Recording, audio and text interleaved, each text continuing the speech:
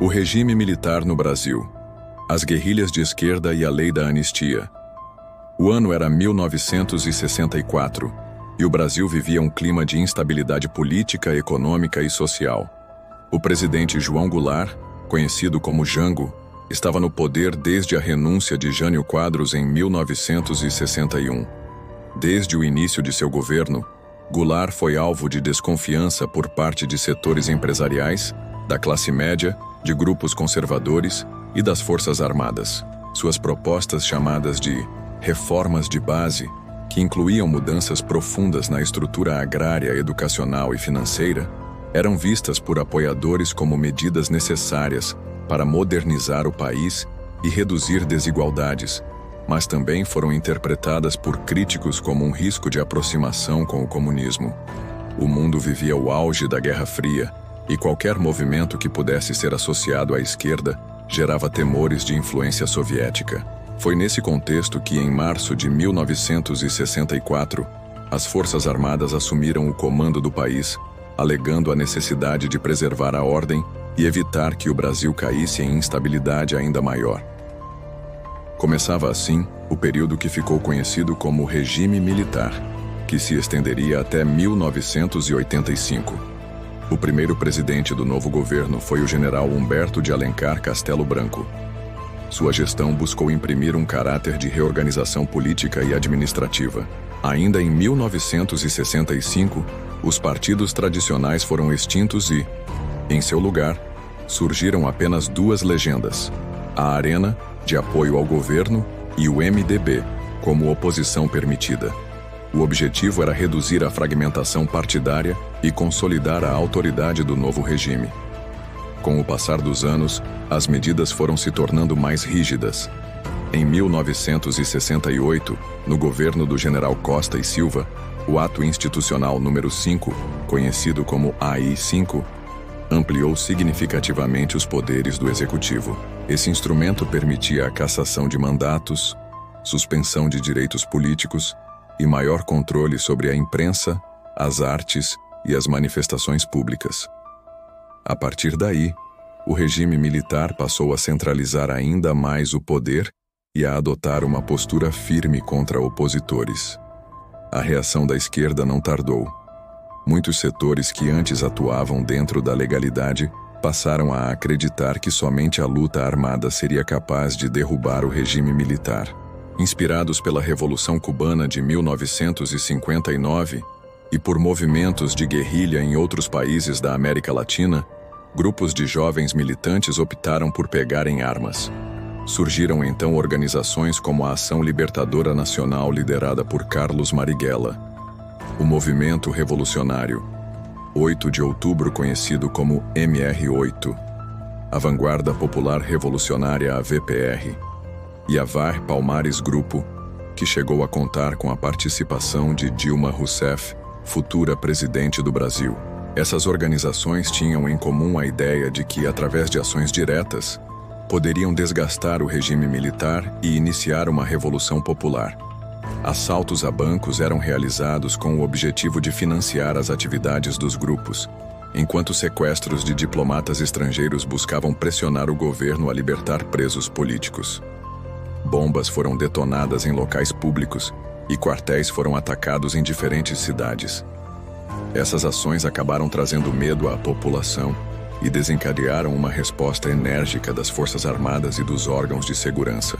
O episódio mais conhecido da luta armada urbana ocorreu em 1969, com o sequestro do embaixador norte-americano Charles Elbrick. A ação foi organizada pelo MR8 em parceria com a ALN. Para libertar o diplomata, os guerrilheiros exigiram que o governo soltasse 15 presos políticos e divulgasse um manifesto com críticas ao regime. A negociação foi aceita e o embaixador foi libertado após alguns dias em cativeiro. O episódio repercutiu internacionalmente e revelou ao mundo a existência de um conflito interno no Brasil entre o governo militar e grupos armados de esquerda. Se nas cidades a luta armada já era intensa, no campo, o desafio foi ainda maior. O Partido Comunista do Brasil organizou, a partir do final da década de 60, a chamada Guerrilha do Araguaia. O objetivo era criar um foco revolucionário rural na região entre o Pará e o Tocantins. Inspirados pela estratégia de Fidel Castro em Cuba, os militantes se instalaram em áreas isoladas da selva, onde buscavam se aproximar da população camponesa e se preparar para uma longa guerra de resistência. Durante anos, os guerrilheiros viveram em condições extremamente difíceis, realizando treinamentos e tentando se estruturar. O exército, ciente da movimentação, iniciou campanhas sucessivas para neutralizar a guerrilha. As operações começaram em 1972 e se estenderam até 1974, e tropas foram enviadas em grande número, utilizando equipamentos modernos e apoio logístico. A região foi cercada e, um a um, os guerrilheiros foram sendo localizados e eliminados. Poucos conseguiram escapar. A Guerrilha do Araguaia terminou de forma trágica, com a derrota completa do movimento armado.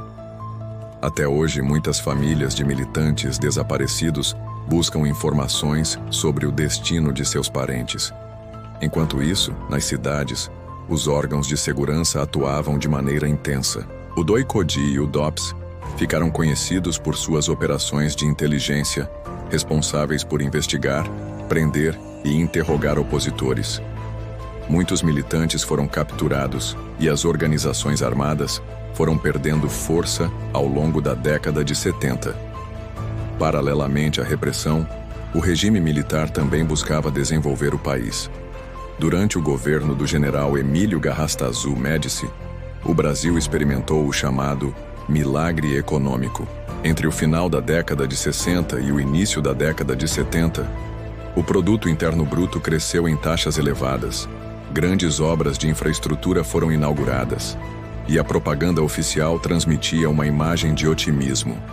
Estradas, hidrelétricas e projetos de modernização marcaram esse período, que também ficou conhecido pelos slogans ufanistas como Brasil, ame-o ou deixe-o. No entanto, esse crescimento econômico veio acompanhado de aumento da dívida externa e de desigualdade social. Embora os números fossem impressionantes, a prosperidade não se refletiu de forma igualitária em toda a população. A concentração de renda aumentou e problemas sociais permaneceram. Com a crise do petróleo em 1973 e a desaceleração da economia mundial, o milagre econômico perdeu força. A inflação cresceu, a dívida externa disparou e o Brasil começou a sentir os efeitos da estagnação. Ao mesmo tempo, a mobilização popular voltava a se fortalecer. Greves de operários, especialmente no ABC paulista, revelaram uma classe trabalhadora cada vez mais organizada. Sindicalistas como Luiz Inácio Lula da Silva se destacaram nesse processo, liderando paralisações que reuniam milhares de pessoas. A Igreja Católica, por meio da teologia da libertação, também se posicionava em defesa dos pobres e contra os excessos do regime. Estudantes voltavam a se organizar, e intelectuais e artistas encontravam formas de manifestar suas críticas, mesmo diante da censura. Diante desse cenário, o general Ernesto Geisel, presidente de 1974 a 1979, iniciou um processo de abertura política que ficou conhecido como lento, gradual e seguro. Geisel tinha a consciência de que o regime militar não poderia se perpetuar indefinidamente e que seria preciso conduzir uma transição sem rupturas bruscas. Seu sucessor, o general João Figueiredo, deu continuidade a essa abertura, mas ainda enfrentou resistência de setores internos contrários às mudanças. Episódios como o atentado do Rio Centro, em 1981, mostraram que havia grupos insatisfeitos com o processo de redemocratização. Um marco fundamental dessa transição foi a promulgação da Lei da Anistia em 1979. A medida perdoava tanto opositores perseguidos quanto agentes do Estado acusados de excessos. Essa lei permitiu que exilados políticos retornassem ao Brasil e retomassem suas atividades. Entre eles, figuras importantes como Leonel Brizola e Miguel Arraes. Ao mesmo tempo, consolidou o caminho para a reconciliação nacional. Ainda hoje, a lei da anistia é tema de debates, sendo vista por alguns como essencial para a pacificação do país e por outros como um mecanismo de impunidade. Com a sociedade cada vez mais mobilizada, surgiu em 1984 o movimento Diretas Já, que levou milhões de brasileiros às ruas exigindo eleições diretas para presidente.